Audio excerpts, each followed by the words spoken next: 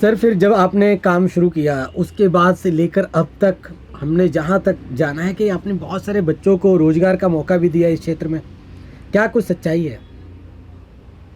ठीक है। जो सुबह का काम है ना, सुबह 1 या 2 घंटे का न्यूज़पेपर का हमारा काम होता है जी। उस समय लड़कों को रोज़गार मिलता है। वो लड़के सुबह काम करते हैं, कुछ लड़के स्कूल जाते हैं या कॉलेज जाते हैं, उनके लिए रोज़गार है।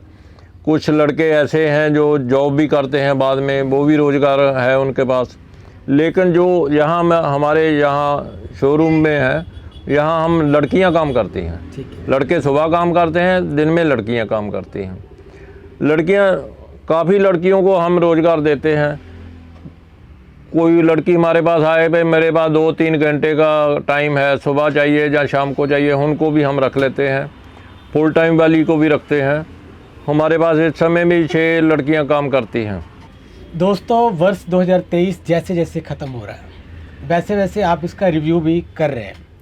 वर्ष 2023 में आपने क्या कुछ उपलब्धियां हासिल की, क्या कुछ नया किया, क्या कुछ ऐसा खोया जिसका आपको ज़िंदगी भर मलाल रहेगा। परंतु सबसे बड़ी चीज़ ये थी कि वर्ष 2023 में आप लोगों ने सबसे अधिक जिस चीज़ को झेला है वो है मानसिक तनाव। जी हाँ, आप विद्यार्थी हैं, आप कहीं जॉब कर रहे हैं, आप एम्प्लॉई हैं कहीं या आप कोई छोटा मोटा व्यापार कर रहे हैं या आप कोई बड़े व्यापारी हैं, पर फिर भी आपने हर एक उम्र के पड़ाव पर एक बड़ा युद्ध लड़ा है। वो लड़ा है मानसिक तनाव के साथ, और इसका बड़ा कारण जो है वो IT के क्षेत्र में आई क्रांति मानी जाती है। ये मैं नहीं कहता, ये विशेषज्ञों की रिपोर्ट कहती है। मैं वो सारे रिपोर्ट भी आपको इस वीडियो के माध्यम से ज़रूर बताऊंगा। परंतु इन सब चीज़ों के बीच में जब बड़े लोगों की राय आई, वो राय आई कि किताबों से लोगों का मोह भंग होना एक बड़ा कारण था मानसिक तनाव की ओर लेकर जाने का। और इस साल दिसंबर में इस इंटरव्यू को करने का सिर्फ और सिर्फ एक मकसद है, क्योंकि मेरे साथ किताबों के विशेषज्ञ क्लास 1 ऑफिसर रहे सरदार इकबाल सिंह कुमन जी जुड़े हैं। तो सर, बहुत बहुत स्वागत है आपका सबसे पहले हमारे इस छोटे से इंटरव्यू में। और मैं सारे संशय को ख़त्म करते हुए सबसे पहले सर से मैं सीधे आपको सर के पास लेके चलूँगा और सर से आपको कुछ ऐसी किताबों की राय दिलवाऊंगा जो किताबें पढ़ने से आपको मानसिक स्ट्रेस से मुक्ति मिलेगी, मानसिक तनाव से मुक्ति मिलेगी और आपका मेंटल स्ट्रेस काफ़ी मजबूत होगा। कई कुछ सोचने की, कई कुछ क्रिएटिविटी के तरीके आपके दिमाग में आएंगे और खुद को आप तरोताज़ा महसूस करेंगे। सर, सबसे पहले तो हमारे दर्शकों को आप ऐसे कुछ किताबों के ज़रूर एग्जाम्पल दे दीजिए, उदाहरण दे दीजिए जिन्हें पढ़कर वो अपने मानसिक तनाव को दूर कर पाए। हमारे पास सभी तरह की बुक्स हैं, मोटिवेशनल हैं, कंपटीशन बुक्स हैं, और नावल हैं, अमृता प्रीतम की हैं जैसे बुक्स, वो भी हैं। लेकिन जो मानसिक तनाव है वो उसको दूर करने के लिए भी बहुत सारी बुक्स हैं। उसके लिए हमारे पास डेल कार्नेगी की बुक्स भी हैं। वो अच्छी बुक्स हैं, वो सभी भाषा में मिलती हैं, पंजाबी, हिंदी और इंग्लिश में। एक ये बुक है अवचेतन मन की शक्ति। ये बहुत बढ़िया बुक है। इससे भी हमारे मन को शांति मिलती है और शक्ति मिलती है जी। और ये एक है सकारात्मक सोच की शक्ति। हाँ। ये पंजाबी, हिंदी और इंग्लिश में तीनों भाषा में हमारे पास मिलती है। क्या बात। एक ये बुक है डेल कार्नेगी की लीडर इन यू। यस। ये पढ़ने से अपने आप को आदमी महसूस करता है कि मैं अच्छा आदमी हूँ, मैं कहीं भी जाकर कुछ भी लड़ सकता हूँ, लीडर भी बन सकता हूँ, किसी भी जगह में जैसा भी वहाँ माहौल हो वहाँ पर वो ठीक रह सकता हूँ। Thank you so much sir, आपने बहुत अच्छी किताबों की पहले। ये एक बुक है नरेंद्र सिंह कपूर, इसकी बहुत सारी बुक्स हैं। ये है शोभे शामा जी। ये पंजाबी में ही बुक्स मिलती हैं। इनकी काफ़ी बुक्स हैं हमारे पास। ये पढ़ने से भी अच्छा महसूस होता है। क्या बात है, सुभिक्षामा।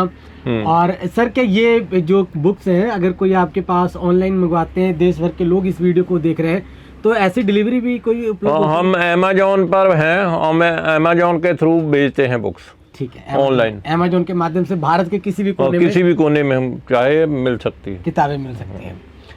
दोस्तों, ये थी आपके लिए एक पॉजिटिव बातें, क्योंकि जो किताबों की जानकारी आपको दी गई, ये किताबें आपके लिए बहुत महत्वपूर्ण साबित हो सकती है वर्ष 2024 में, अगर आप खुद के साथ कुछ वादे करते हैं। सर, जब आप इस किताबों की दुनिया में आए, क्या कुछ माहौल रहता था उस समय, और क्या कुछ आपके मन के अंदर ये भावना आई कि आपने किताबों से प्यार करना है, लोगों को किताबों के साथ जोड़ना है आपने?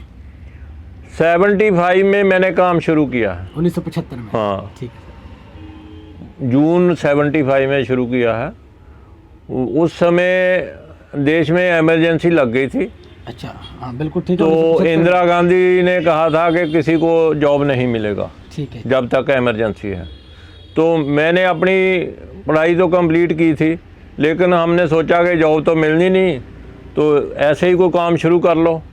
उस समय मैंने काम शुरू किया। उस समय ज़्यादा मैगजीन मिलते थे, जैसे लस्टर्ड वीकली था, धर्मयुग था, ये 1 रुपया 50 पैसे में मिलते थे, सस्ता ज़माना था। और एम्प्लॉयमेंट न्यूज़ 25 पैसे में मिलता था, और ट्रिब्यून 30 पैसे में, और अजीत और अकाली पत्र का 35 पैसे में।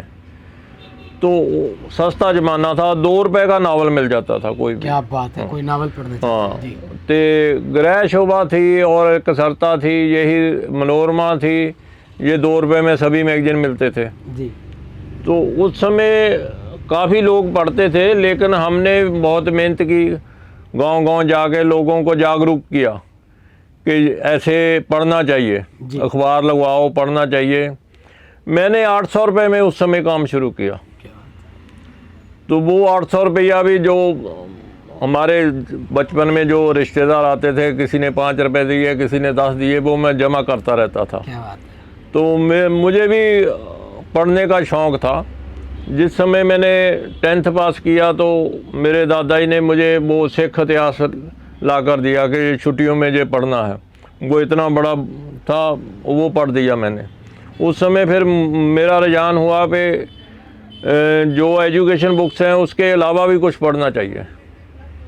तो ऐसे फिर चलता रहा। तो काफ़ी कंपटीशन हुआ। फिर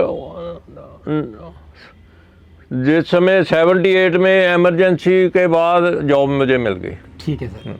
उस समय फिर मेरे मिसेज काम करते थे, तो उसके बाद मिसेज की डेथ हो गई। उसके बाद भी मैं जॉब तो करता रहा हूँ। फिर ये मेरी बेटी है, ये काम चलाती थी उस समय। ठीक है सर। तो अब भी ये काम करती है, इसी के नाम पर सभी काम चलता है। तो हम तो इसको गाइडेंस देते रहते हैं कि ऐसे काम करो। सर, आपने बात की इमरजेंसी के दौर की, जून 1975 की बात की आपने, जब वर्ष 1975 में आपातकाल लगा देश के अंदर, आपने उसे बहुत करीब से देखा, क्योंकि आप उस उम्र में व्यापार शुरू कर चुके थे। हाँ। क्या कुछ चैलेंजेस रही सर उस दौर में आपको लोगों तक पहुंचने में? गांव-गांव तक सफर किया, लोगों को आपने अवेयर किया, कितनी चैलेंजेस थी उस वक्त में? काफ़ी मेहनत करनी पड़ी उस समय। लोगों को ऐसे गांव में पेपर तो जाता नहीं था कहीं। हाँ। तो किसी को पता नहीं था पेपर कहाँ से लेना है। होशियारपुर आएंगे तो टाइम लगेगा। तो उस समय हमने साथ में लड़के को लिया जो उनके पास पेपर पहुँचाएगा। उसको बोला कि सभी को हम मोटिवेट करते थे कि पेपर पढ़ो। कई लोग कहते थे नहीं पढ़ेंगे, कुछ नहीं, क्या करना है, इमरजेंसी तो लगी है, पेपर पढ़ के क्या करेंगे। तो इमरजेंसी भी ऐसी थी कि जो इंदिरा गांधी बोलती थी वही खबर छपती थी जी। एक इंडियन एक्सप्रेस था उस समय जो उसकी बात नहीं मानता था, वो सभी खबरें देता था। द इंडियन एक्सप्रेस, जी हाँ, न्यूज़पेपर। ठीक है। तो सर, जब आप 78 में जब आपको जॉब मिल गई, फिर आप अपने जॉब में चले गए, लाइफ में चले गए, फिर उसके बाद भी आप क्या वक्त निकाल पाते थे? आप अपने, मतलब अगर आपके मिसेज ये दुकान चला रहे थे, तो मैं जिस समय छुट्टी होती थी शाम को, उस समय मैं वहाँ उनके पास आता था, बैठता था। और सैटरडे संडे तो छुट्टी रहती थी, उस समय भी बैठता था साथ में, उनको गाइडेंस देता था। वो आप भी ठीक थे, वो भी पत्रकार थे उस समय जी। वो चढ़ती कला न्यूज़पेपर के पत्रकार थे उस समय। ठीक है। तो सर, जब मतलब कि ये किताबों का अपने काम व्यापार शुरू किया, तो किताबों की दुनिया अनंत है। बहुत सारे राइटर, लेखक अपने अपने विचारधारा से अपनी अपनी विचारों को व्यक्त करते हैं, किताब का रूप देते हैं। तो फिर आपने कैसे कलेक्शन स्टार्ट किया कि कौन कौन सी किताबें जो हैं वो होशियारपुर में ला के रखी जाएं, ताकि होशियारपुर के लोगों को इस किताबों से इश्क हो, किताबों के साथ वो जुड़े? जिस समय हम काम करते हैं ना, हमारा काम चलता है जी सभी को पता चल जाता है, दिल्ली तक पता चल जाता है। पब्लिशर ज़्यादा दिल्ली में रहते हैं और चंडीगढ़ में भी है, जलंधर में भी है। पहले तो हम जो जलंधर में बुक छपती थी वही लाकर यहाँ बेचते थे जी। उसके बाद पब्लिशर अपने आप हमारे पास आते हैं कि हमारी बुक्स भी बेचो, हमारी भी बेचो जी। ऐसे ही काम फिर चल जाता है। क्या बात है सर। सर एक महत्वपूर्ण सवाल आपसे है कि आपने इमरजेंसी का दौर भी देखा है। 75 में लोगों के अंदर किताबों को लेकर के जो इच्छाएं आपने जागृत की, क्या ये जब मोबाइल फ़ोन की क्रांति आई या फिर मैं कह दूं कि आईटी के क्षेत्र में जो क्रांति आई, लोग कंप्यूटर से जुड़ना शुरू हो गए, इसके बाद किताबों के क्षेत्र में कुछ गिरावट दर्ज की गई या फिर? जिस समय नोटबंदी हुई ना जी, उस समय जो सेल थी वो 80% उड़ गई, 20% सेल रह गई। तो उस समय वो मोबाइल भी फ्री, मोबाइल सभी कुछ फ्री मिलेगा मोबाइल पर, वो लोगों ने सोचा कि क्यों पैसे खर्चने हैं, मोबाइल पर ही देख लो। उसके बाद भी हमें काफ़ी कंपटीशन था, लोगों के मोबाइल से आंखें ख़राब होती हैं, किताब पढ़ने से अच्छा रहता है जी। तो किसी समय भी पढ़ सकते हैं, एक पेज पढ़ लो, 2 पढ़ लो, रख दो, बाद में पढ़ लो। जी। अब थोड़ा थोड़ा आगे आगे लोग पढ़ना शुरू कर दिया है। सर एक किताब, मैं आपके अनुभव को जरूर अपने दर्शकों के साथ बांटना चाहूँगा क्योंकि एक बड़े बरगद के वृक्ष की तरह आपने अनुभवों को अपने अंदर समाहित किया है। सर एक किताब एक विद्यार्थी के जीवन में किस प्रकार से चरित्र निर्माण करती है, उसके जीवन में निखार लेकर आती है, सर आपका अनुभव क्या है? जो हमारी एजुकेशन की बुक्स होती है ना, जो स्कूल में या कॉलेज में पढ़ाते हैं, वो तो हम पढ़ते ही हैं जी। जो जनरल बुक्स भी हमें पढ़ना चाहिए। उससे जनरल बुक्स पढ़ने से हमें और ऊर्जा मिलती है। वो जो एजुकेशन बुक्स हैं उनको भी पढ़ने के लिए हमको लगता है कि ये हम और पढ़ें। अगर अकेला एजुकेशन बुक्स ही पढ़ते हैं ना, वो विद्यार्थी इतना कामयाब नहीं होता। जो साथ में जनरल बुक्स भी पढ़ता है वो विद्यार्थी ज़्यादा कामयाब होता है। सर आपके जीवन में बहुत सारे ग्राहक आपके पास आए होंगे किताबें लेने, क्या कोई ऐसा यादगार पल भी है आपके साथ जो मोमेंट आप कभी भूल ही नहीं पाए अपने जीवन में? कोई ऐसा खरीदार भी आपके पास आया किसी ऐसी किताब की मांग को लेकर के? कई बार बिना पैसे के भी बच्चे आपके पास पहुंच जाते हैं किताबें लेने। कोई ऐसा कोई यादगार पल सर अगर आप हमारे साथ बांट पाएँ तो? कुछ बच्चे हमारे पास आते हैं, जैसे वो पढ़ते हैं, कंपटीशन करते हैं, वो कई बार उनके पास पैसे नहीं होते जी। वो कहते हैं ये मुझे कंपटीशन वाला कंपटीशन सक्सेस चाहिए या प्रतियोगिता दर्पण चाहिए, पर मेरे पास पैसे कम हैं। मैं उनको दे देता हूँ जी। मैं उनको बोलता हूँ बाद में दे देना, कोई बात नहीं। तो एक कस्टमर आया थोड़े दिन हुए, वो आकर बोलने लगा कि मैं जो कुछ आज हूँ आपकी वजह से, आपके मैसेज यहाँ होते थे, मुझे बुक्स दे देते थे, कंपटीशन में लड़ता था, आज मैं किसी अच्छी पोस्ट पर हूँ। जी। और मैं अपने दर्शकों को बताना चाहूँ कि इकबाल सर जो हैं ये इसलिए भी लोगों के दिलों में घर बना चुके हैं क्योंकि इन्होंने सिर्फ एक कहानी बताई है, हमारे पास इनकी ऐसी कई कहानियाँ हैं। जब लोग हमारे पास आकर कहते हैं कि सर वहाँ किताब पढ़ने की इच्छा थी, इतने पैसे कम थे, किताब लेने उस दुकान पे गए। इनकी जो एजेंसी है कुमन्यू एजेंसी के नाम से, होशियारपुर में जो कोऑपरेटिव बैंक है बड़े वाला, बिल्कुल उसके साथ ही इनकी शॉप है।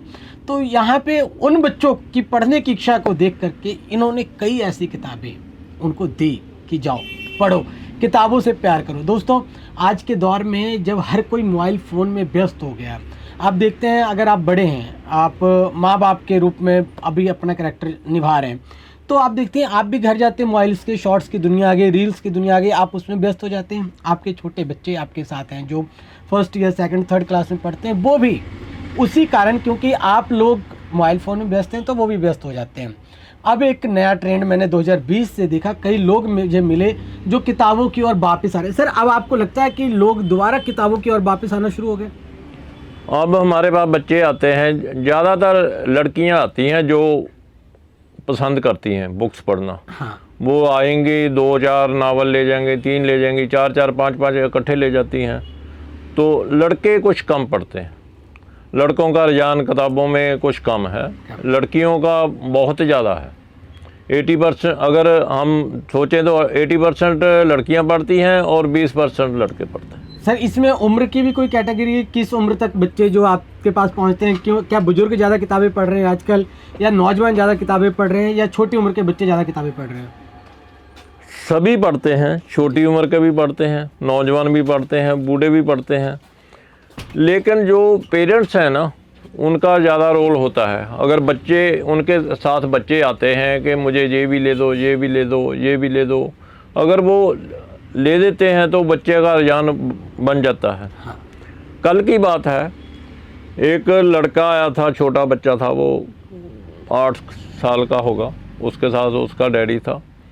उसने बोला कि मैं ये बुक ले लूँगा, एनिमल की, मुझे एनसाइक्लोपीडिया चाहिए जी। तो उसने 2 ले लिए, एक अर्थ का ले लिया, एक एनिमल का ले लिया। उसको डैडी बोलने लगा कि एक बुक की बात हुई थी आपसे, हाँ जी। आप 2 ले रहे हो। जी। वो कहता मैं तो 2 ही लूँगा। अच्छा जी।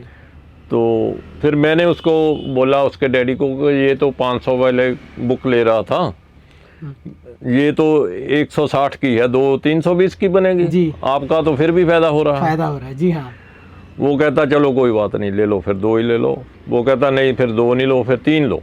लो ठीक है जी। हाँ जी। वो 3 लेकर गया फिर बुक। ठीक है, मतलब हाँ। 500 खर्चवाने ही थे। हाँ। जब उसे ध्यान में आया कि नहीं मुझे इसी बजट में एक किताब और मिल सकती है, तो मैं वो भी जरूर लूँ। हाँ, हाँ। क्या बात है सर। सर अंत में आप हमारे दर्शकों को, जो दुनिया भर के लोग, आखिरकार ये सोशल मीडिया पे वीडियो चल रही है, वेब टीवी पे ये वीडियो चल रही है, दुनिया भर के लोग आज इस इंटरव्यू के माध्यम से हम दोनों को सुन पा रहे हैं, क्या कुछ संदेश आप उनको देना चाहते हैं, क्या मैसेज कन्वे करना चाहते हैं? बुक्स पढ़ने के लिए समय भी चाहिए और पैसा भी चाहिए। कुछ लोग बोलते हैं कि हमारे पास समय नहीं है, कुछ बोलते हैं पैसा नहीं है। जिसके पास पैसा नहीं वो कहता मेरे पास समय नहीं। हम उनको बोलते हैं अगर समय नहीं भी है ना, शाम को जब सोने के पहले आप आधा घंटा निकालो, बुक्स पढ़ो, बुक ले जाओ, उसके 4 पन्ने पढ़ो, 5 पढ़ो, 10 पढ़ो, बाकी अगले दिन के लिए रख लो जी। लेकिन बुक्स पढ़नी ही चाहिए। उससे मन को शांति मिलती है, हमारी सेहत भी ठीक रहती है। अगर हम फ्री में सोचते रहेंगे तो हमारा शरीर ठीक नहीं रहता। बुक्स पढ़ने से शांति मिलती है। मैं सुबह उठता हूँ, सुबह 4 बजे यहाँ आ जाता हूँ। सुबह 4 बजे से? हाँ, ये आपका रूटीन है? हाँ, रूटीन है। ठीक है सर। तो अगर हम सुबह उठते हैं जल्दी तो हम कभी बीमार नहीं होते। बिल्कुल सही। सेहत ठीक रहती है। ठीक है। हाँ। तो सुबह 4 बजे आप उठना सजेस्ट करते हैं आप अपने दर्शकों को भी। हाँ। सर एक चीज़ और है, इकबाल सर की फेवरेट बुक कौन सी रही, सबसे पसंदीदा किताब, जो जिस बुक को वो हर बार पढ़ना चाहें और जितनी बार पढ़ें उतनी बार और इच्छा जागृत हो जाती है? नहीं, मैं तो किसी तरह की भी बुक पढ़ते लेता हूँ जी। मुझे सभी बुक्स अच्छी लगती हैं। जैसे एक बाप को सभी बच्चे अच्छे लगते हैं, मुझे बुक्स भी सभी अच्छी लगती हैं। बहुत चतुर है सर आप भी, तो बड़ी चतुराई पूर्वक आपने ये जवाब भी दिया, क्योंकि आप एक किताबों की दुकान करते हैं और एक बागवान की तरह आपने इस बाग को सींचा है। तो सर कोई छोटी सी मोटिवेशनल स्टोरी आप जरूर हमारे दर्शकों को कोई सुना दीजिए, जो कि उनके लिए प्रेरणा स्रोत रहे, जो आप तक नहीं पहुंच सकते, आपकी बात उन तक जरूर पहुंच जाए। एक बात ये है कि बच्चे सोचते हैं कि पढ़ के क्या करेंगे, जॉब तो मिलेगी नहीं जी। तो जब हम पढ़े थे उस समय भी जॉब नहीं मिलती थी। ठीक है जी। तो कोई भी काम कर लो, मेहनत से करो, काम अच्छा रहता है। काम करने के लिए कठिनाइयाँ भी आती हैं, बिजनेस चलाने के लिए भी कठिनाइयाँ आती हैं। मैंने 75 में बिजनेस शुरू किया, 89 में हमारे शॉप में आग लग गई, सभी कुछ जल के तबाह हो गया, जीरो पर हम दोबारा आ गए। फिर भी हमने मेहनत की, फिर दोबारा सभी कुछ इकट्ठा किया, फिर भी हौसला नहीं छोड़ा। तो कोई भी काम कठिन नहीं है, सभी काम हम कर सकते हैं, मन में इच्छा होनी चाहिए काम करने के लिए। बच्चों के लिए यही है कि अगर आप पढ़ते हैं, जॉब नहीं मिलती, कोई भी काम कर लो, काम चल जाएगा अगर आप मेहनत करोगे तो। इच्छा शक्ति, कोशिश करने वालों की कभी हार नहीं होती। मैं हरवंश राय बच्चन जी की वो लाइनें सुना रहा हूँ और आप ये देखिए कि ये लाइनें यहाँ पर बिल्कुल सही साबित होती है। 1975 में अगर इन्होंने व्यापार शुरू किया, 89 में अग्निकांड होते हैं और जिसमें ये फिर शून्य से मतलब जीरो पे आ जाते हैं। एक जीरो से शुरू होकर के ये कहाँ 100 तक पहुँचे थे और फिर एक अग्निकांड होता है, एक बहुत बड़ा गिरावट जीवन में आता है। परंतु हौसला, कहते हैं ना, लहरों से डरकर नैया पार नहीं होती और कोशिश करने वालों की कभी हार नहीं होती। नन्ही चींटी जब दाना लेकर चढ़ती है, गिरती 100 बार संभलती है, क्योंकि कोशिश करने वालों की कभी हार नहीं होती और जो बार बार प्रयत्न करते हैं उन्हें कोई हरा भी नहीं सकता। ये भी कहानी कुछ इसी तरह से है कि इन्होंने फिर से, अगर ये जीरो पर आए अग्निकांड के बाद, इनका कोई बात नहीं है, आज ज़िंदगी एक बार फिर जीते हैं। सो इसके साथ ये कहानी आपको कैसी लगी ये कमेंट बॉक्स में ज़रूर बताएं, और वर्ष 2024 में आप खुद के साथ क्या वादा करेंगे ये भी आप हमारे कमेंट बॉक्स में ज़रूर बताएं। और आपको मैंने ये ज़रूर बता दिया, सर अगर कोई हमारे दर्शक आपसे बात करना चाहते हैं, क्या आपके फ़ोन पे वो आपसे बात कर सकते हैं? कोई बात नहीं। तो एक बार आप अपना नंबर ज़रूर बता दीजिए उन्हें। मेरा नंबर है 9878733933। सर एक बार और रिपीट कर दीजिए। 9878733933। और 4 बजे सुबह से लेके कितने बजे तक ये दुकान ओपन रहती है सर, और कौन कौन से दिन? 7 बजे तक, शाम 7 बजे तक। और महीने में कोई छुट्टी भी होती है? छुट्टी संडे को हाफ डे होता है। संडे को हाफ डे होता है। तो सिर्फ रविवार साल में 4 छुट्टियां होती है। साल में 4 छुट्टियां, वो कौन कौन सी पहले वो बता दीजिए। वो 26 जनवरी जी, होला, हाँ जी, 15 अगस्त जी, और दिवाली। क्या बात है सर। फिर जब आपने काम शुरू किया उसके बाद से लेकर अब तक हमने जहाँ तक जाना है कि आपने बहुत सारे बच्चों को रोजगार का मौका भी दिया इस क्षेत्र में, क्या कुछ सच्चाई है? ठीक है, जो सुबह का काम है ना, सुबह 1 या 2 घंटे का न्यूज़पेपर का हमारा काम होता है जी, उस समय लड़कों को रोज़गार मिलता है। वो लड़के सुबह काम करते हैं, कुछ लड़के स्कूल जाते हैं या कॉलेज जाते हैं, उनके लिए रोज़गार है। कुछ लड़के ऐसे हैं जो जॉब भी करते हैं बाद में, वो भी रोज़गार है उनके पास। लेकिन जो यहाँ हमारे यहाँ शोरूम में है, यहाँ हम लड़कियाँ काम करती हैं। ठीक है। लड़के सुबह काम करते हैं, दिन में लड़कियाँ काम करती हैं। काफ़ी लड़कियों को हम रोज़गार देते हैं। कोई लड़की हमारे पास आए, भाई मेरे पास 2-3 घंटे का टाइम है, सुबह चाहिए या शाम को चाहिए, उनको भी हम रख लेते हैं। फुल टाइम वाली को भी रखते हैं। हमारे पास इस समय में 6 लड़कियां काम करती हैं। कुछ लड़कियां ऐसी हैं जो ऐसे हमारे पास काम करके गई, कोई लुधियाने रही, कोई कहाँ रहती है, वो हमें फ़ोन करती रहती हैं कि हमने आपसे जॉब की। वो एक एडवोकेट है लुधियाना में, वो बाद में उसने पढ़ाई ख़त्म की और वहाँ पर एडवोकेट है। ऐसे काफ़ी लड़कियां हैं जो हमारे पास काम करके गई हैं।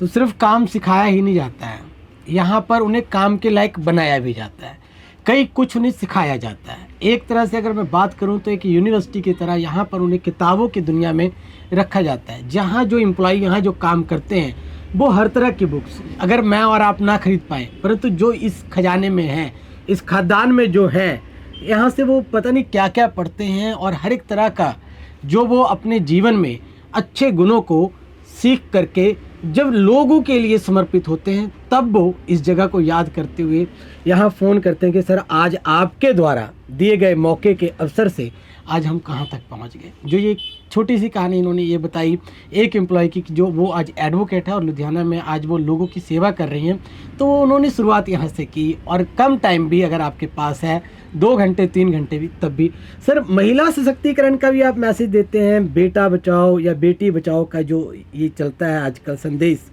तो आपको क्या लगता है आज के दिशा में बेटियां आगे बढ़ रही है या बेटे आगे बढ़ रहे हैं? इस समय तो बेटियां आगे बढ़ रही हैं, बच्चों से लड़कों से काफ़ी आगे चली गई हैं, और बेटों को बचाना चाहिए जो नशे की तरफ जा रहे हैं। एक बड़ा मैसेज मैं आपके माध्यम से जरूर चाहूँगा सर कि आजकल लोग बेटे की इच्छा में 5-5, 6-6 बेटियां जब हो जाती फिर भी आगे वो बच्चे करते हैं। तो क्या लगता है आपको, बेटा बेटी में कोई अंतर है? इस भ्रम को दूर कर दीजिए सर हमारे देश भर। बेटा बेटी में कोई अंतर नहीं है। मेरी यहाँ भी 2 बेटियां हैं, मेरा कोई बेटा नहीं है, मैं उनको ही बेटा मानता हूँ। तो किसी को ये नहीं सोचना चाहिए कि बेटी है तो अच्छा नहीं है, बेटी भी अच्छी है, बेटों से भी अच्छी रहती हैं कई बेटियाँ। क्या बात है सर।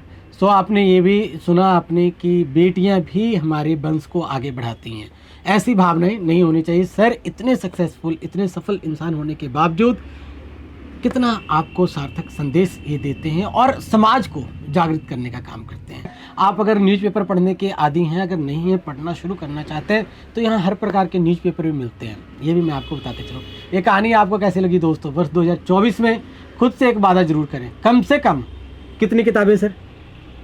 10 किताबें तो पढ़नी चाहिए। कम से कम 10 किताबें आप जरूर पढ़ें साल भर में, क्योंकि महीने की अगर आप एक किताब औसत, हाँ, तब भी आप 2 महीने एंजॉय करेंगे। उन 2 महीनों में आप नई क्रिएटिविटी उस किताबों से पढ़कर क्या कुछ सीख रहे हैं वो दूसरों को भी सुनाना है आपने, और लोगों को अधिक से अधिक किताबों के साथ जोड़ना है।